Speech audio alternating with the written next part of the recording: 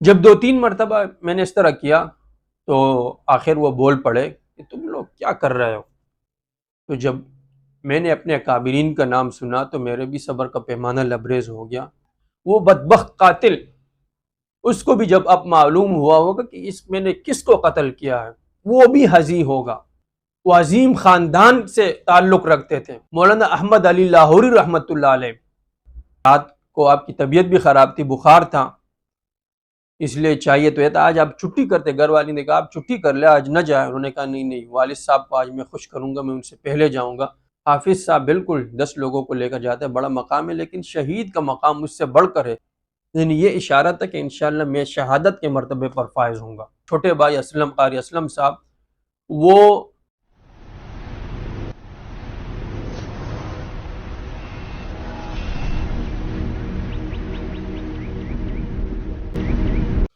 عجب قیامت کا حادثہ ہے کہ اشک ہے آستی نہیں ہے، زمین کی رونق چلی گئی ہے، افق میں مہر مبیں نہیں ہے۔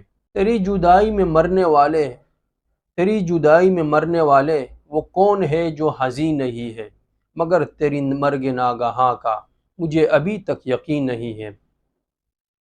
ناظرین کرام، 6 دن گزر گئے۔ 6 دن قبل حکیم محمد سلیم شہید رحمۃ اللہ علیہ اپنے مطب گئے۔ پہلے سے ہی گھات لگائے ان کے منتظر ایک بدبخت قاتل اپنی باری کے منتظر تھے۔ جب ان کی باری آئی، حکیم محمد سلیم صاحب کو انہوں نے کہا کہ میں نے کچھ کہا آپ کے لیے، میں کچھ سامان لے کر آیا ہوں۔ تھیلے میں ہاتھ ڈالا اور پستول نکال کر حکیم محمد سلیم صاحب کو بھی شہید کر دیا، اور ان کے ساتھ موجود ان کے صاحبزادے ان کو بھی شہید کر دیا۔ بلکہ یہاں تک نہیں، ان کے داماد بھی، حکیم صاحب کے داماد بھی ان کے ساتھ کام کرتے تھے۔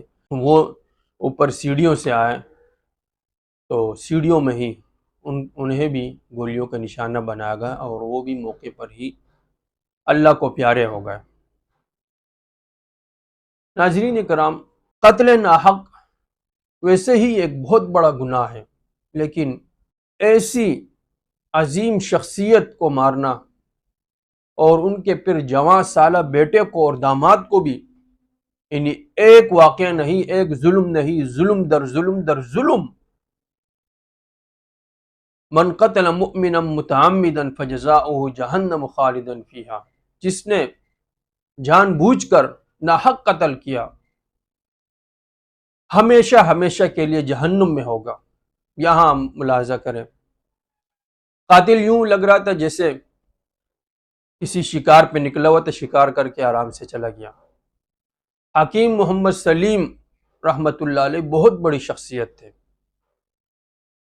ان کے جانے کے بعد ان کی زندگی میں بھی لوگوں کو معلوم تھا، لیکن جانے کے بعد مزید واقعات سامنے آتے رہتے۔ آج 6واں دن ہے، لیکن اب تک واقعات ہے کہ تھمنے میں نہیں آ رہے۔ ان کے حسن سلوک کے، ان کے درد دلی کے، لوگوں کے ساتھ ہمدردی کے، ہر ایک اپنا واقعہ بیان کر رہا ہے۔ ان کی سب سے آخری صاحبزادی جو تھی، اس کی شادی ہونے والی تھی، اس کے ساتھ صرف اس کی نہیں، حکیم صاحب کی بھتیجی اور اس طرح 2-3 اور بچیاں بھی تھیں۔ حکیم صاحب نے کہا جس طرح میں اپنے بچی کے لیے خرچہ کروں گا، فرنیچر وغیرہ لوں گا، اسی طرح بے عینی ہی وہی چیز اپنی بھتیجی کے لیے بھی لوں گا، تاکہ وہ فرق محسوس نہ کرے۔ میرے لیے تو معمولی چیز لی ہے، اپنی بیٹی کے لیے اعلیٰ فرنیچر خریدا گیا ہے۔ خاندان والوں کے ساتھ حسن سلوک اور انتہائی بردبار صبر والے انسان تھے۔ جب بھی میرا پشاور جانا ہوتا ان سے ضرور ملاقات ہوتی۔ ان کی نصیحتوں سے، ان کے حسن خلق سے، ان کی سخاوت سے ہم فیضیاب ہوتے۔ وہ ماشاءاللہ انتہائی ذہین تھے۔ اپنا ان کا اسکول آف تھاٹ تھا، اپنے ایک نظریہ تھا۔ وہ تصویر کے بھی قائل نہیں تھے، اسے حرام سمجھتے تھے۔ مجھے معلوم نہیں تھا انہوں نے حکمت کی بات وہ بھری مجلس میں کرتے، اور جہاں بھی جاتے اللہ نے انہیں ایک آواز دی تھی، وہ پورے مجمع پر حاوی ہوتے، جہاں بھی جاتے ان کی پیار بھری باتیں پوری محفل وہ سن رہی ہوتی۔ پچھلے سال شانگلہ میں شادی کے موقع پر وہ آئے ہوئے تھے، میں بھی وہاں موجود تھا۔ تو وہ جب بھی حکمت کی کوئی پوائنٹ والی بات کرتے تو میں ان سے عرض کرتا کہ میں اس کو ریکارڈ کر لیتے ہیں، بہت پیاری بات آپ نے کی ہے، تو وہ کہتے ہیں صبر کرو، ٹھہرو۔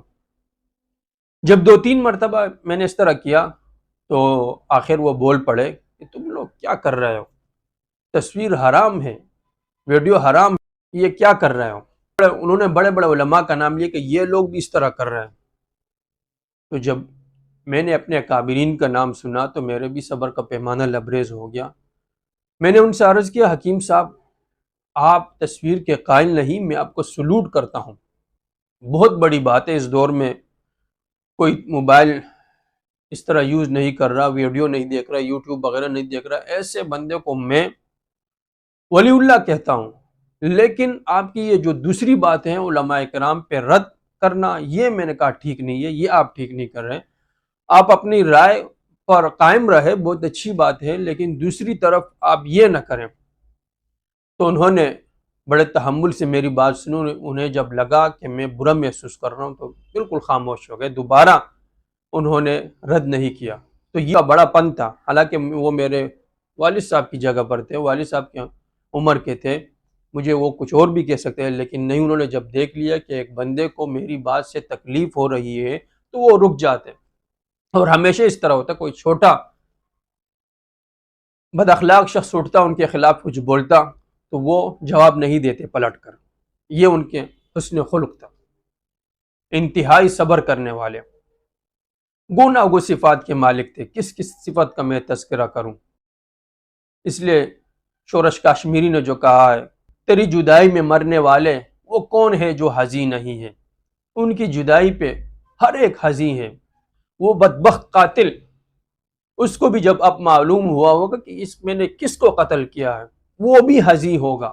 اگر اس میں ذرہ برابر بھی دل ہوا اور وہ دھڑکن دھڑک رہا اور اس میں انسانیت ہو ذرہ برابر بھی، تو وہ بھی افسوس کر رہا ہوگا، وہ بھی حزین ہوگا کہ یہ میں نے کیا کر دیا، یہ میں نے کس شخصیت کو جان سے مار دیا۔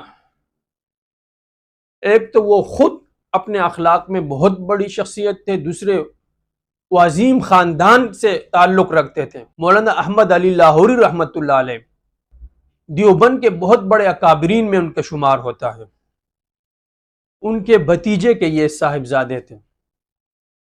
مولانا محمد علی لاہوری رحمۃ اللہ علیہ تھے، وہ بھی بڑی عظیم شخصیت تھے، یہ ان کے پوتے تھے، یعنی احمد علی لاہوری رحمۃ اللہ علیہ کے بھتیجے کے صاحبزادے تھے یہ۔ ان کے داماد وہ بھی انتہائی عظیم انسان، اس مرتبہ جب میں گیا ان سے بھی ملاقات ہوئی، ہم لوگ آخر تک مجلس میں بیٹھے رہے، وہ ہمارے ساتھ تھے، خدمت میں لگے رہے اور باتیں ان سے گفتگو ہوئی، گپ شپ ہوئی، بہت ہی پیارے انسان تھے۔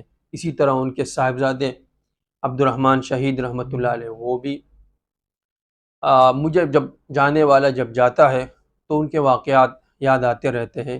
حکیم صاحب کا یہ واقعہ میں نے آپ کو سنا، بیٹے کا واقعہ بھی میرے ذہن میں آ رہا ہے۔ میں پشاور کی گلیوں میں جا رہا تھا، سامنے سے ایک گاڑی آتی دکھائی دی، میں نے توجہ نہیں دی، کسی کی گاڑی ہوگی، لیکن وہ گاڑی جب رکی، بندہ باہر نکلا، مجھ سے بغلگیر ہوا، میں نے دیکھا وہ عبد الرحمن شہید رحمۃ اللہ علیہ تھے۔ حالانکہ اگر وہ گزر بھی جاتے میں نے تو نہیں دیکھا تھا، نہ انہوں نے مجھے خبر تھی کہ یہ آ رہا ہے، لیکن یہ ان کا حسن خلق تھا۔ انہوں نے جب دیکھا، وہ مجھے بھائی جان کہتے تھے کہ بھائی جان آ رہے ہیں، وہ اپنی گاڑی سائڈ پہ روکی، آئے مجھ سے ملے، تو یہ اپنے والد صفات ان میں تھی، والد کے اخلاق، والد کے نقش قدم پر چل رہے تھے۔ آخری دن بھی اسی طرح ہوا، وہ مطب میں اپنے والد صاحب کے ساتھ مطب جایا کرتے تھے، لیکن چونکہ ان کی عمر ہی 22-23 سال تھی، نوجوان تھے، تو انہیں باقاعدہ اٹھانا پڑتا تھا، کہ جگانا پڑتا رہا کہ جائیے مطب کا ٹائم ہو چکا ہے، بڑی مشکلوں سے وہ جاگتے ہیں۔ لیکن آخری دن وہ والد صاحب سے پہلے جاگے، گھر والوں نے کہا بھی کہ ماشاءاللہ آج تو بڑے بڑی جلدی جا رہے ہیں، حالانکہ رات کو آپ کی طبیعت بھی خراب تھی، بخار تھا، اس لیے چاہیے تو یہ تھا آج آپ چھٹی کرتے۔ گھر والی نے کہا آپ چھٹی کر لیں، آج نہ جائیں۔ انہوں نے کہا نہیں نہیں، والد صاحب کو آج میں خوش کروں گا، میں ان سے پہلے جاؤں گا اور سب کچھ صحیح کروں گا، اور گاڑی بھی گیراج سے نکال کے لے آؤں گا، ان کی جو خدمت ہے وہ سب کر کے میں جاؤں گا، والد صاحب کو میں خوش کروں گا۔ تو وہ گئے، وہی اسی طرح ہوا، والد صاحب سے پہلے گاڑی میں پہنچے اور مطلب بھی جلدی سے برابر کیا۔ گھر والی نے ایک دو دن پہلے ہی کہا تھا کہ حافظ کا بہت بڑا مقام ہے، وہ 10 لوگوں کو جنت لے کر جاتا ہے۔ تو عبد الرحمن شہید نے کہا حافظ صاحب بالکل 10 لوگوں کو لے کر جاتا ہے، بڑا مقام ہے، لیکن شہید کا مقام مجھ سے بڑھ کر ہے۔ اگر حافظ 10 لوگوں کو جنت لے کر جانے والا ہے تو شہید 70 لوگوں کو جنت لے کر جائے گا، یعنی یہ اشارہ تھا کہ انشاءاللہ میں شہادت کے مرتبے پر فائز ہوں گا۔ تو یہ نشانیاں تھی ان کے اللہ کے ہاں مقبولیت کی، انشاءاللہ اللہ نے انہیں قبول کیا ہوگا۔ لیکن یہاں آخر میں یہ بات بھی ایڈ کرتا چلوں کہ آج تقریباً 7واں دن ہے، اب تک ان کے قاتل گرفتار کیوں نہیں ہوئے؟ حالانکہ حکیم محمد سلیم رحمۃ اللہ علیہ کے چھوٹے بھائی اسلم قاری اسلم صاحب وہ نوشہرہ ختم نبوت اور جمعیت علماء اسلام کے امیر ہیں، مولانا فضل الرحمان صاحب کے ساتھ ان کا اٹھنا بیٹھنا ہے، بڑے بڑے لوگوں کے ساتھ، لیکن اتنی عظیم شخصیت حکیم محمد سلیم شہید رحمۃ اللہ علیہ خود عظیم، ان کا خاندان انتہائی عظیم، اور پھر موجودہ حکومت کے ساتھ ان کے روابط، بلکہ موجودہ حکومت والے ہیں، اس کے باوجود ان کے قاتل کیوں گرفتار نہیں ہوئے؟ یہ انتہائی لمحہ فکریہ ہے۔ جب تک قاتل کو اس کے قتل کی سزا نہ ملے اس وقت تک یہ جرم جاری رہیں گے۔ تو اس لیے حکومت وقت کو سوچنا چاہیے، ان کے قاتل فی الفور گرفتار کرنے چاہیے، ان کو عبرتناک سزا دی جانی چاہیے تاکہ دوبارہ اس طرح کے واقعات رونما نہ۔ اس کے بعد بھی ہم نے دیکھا ایک عالم شہید ہوئے اور بم دھماکے بھی، یہ نہیں رکا یہ سلسلہ اس لیے نہیں رکتا کہ قاتل کو، جرم کرنے والے مجرم کو کیفر کردار تک نہیں پہنچایا جاتا۔ جب تک مجرم دندناتے پھرتے رہیں گے، جب تک مجرم کٹہرے میں نہیں آئیں گے تو اس طرح کے مظالم جاری رہیں گے۔